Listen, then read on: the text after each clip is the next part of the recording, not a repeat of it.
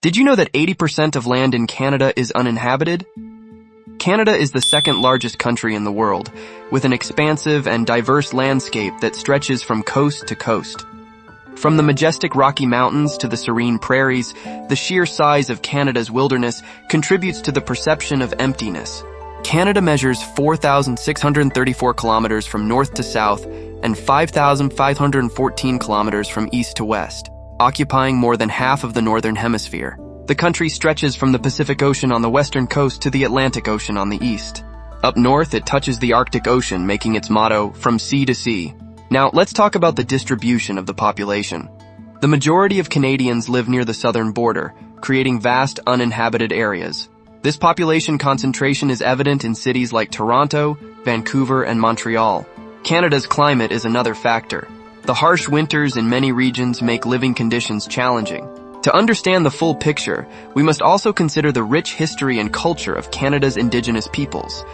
Industries like mining, forestry, and agriculture also play a role. Economic activities, such as resource extraction, play a significant role in certain regions. These industries impact settlement patterns and contribute to the perception of emptiness.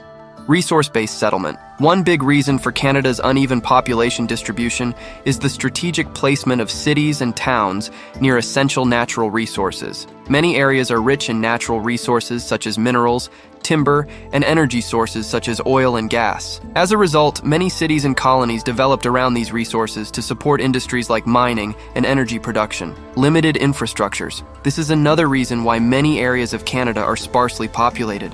But to better understand it, we need to dive into the concept of infrastructures such as roads, railways, and other essential systems that support human life and enable economic development. In Canada, especially in the remote and rugged regions, creating and maintaining these infrastructures is a difficult thing to do. The vast, harsh landscapes and terrain make it quite a daunting task.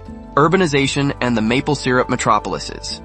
As we head south, the landscape turns from wilderness to city madness. But fear not. It's not all hockey and politeness. Canada's cities know how to throw a poutine party. Policies and conservation efforts. Canada has implemented policies to protect its natural beauty, limiting extensive development in certain regions. Conservation efforts ensure that the country maintains its pristine landscapes for future generations. In conclusion, the perception of Canada being empty is a complex interplay of factors. From its vast landscapes and population distribution to the influence of climate and economic activities, there's much more to the story than meets the eye.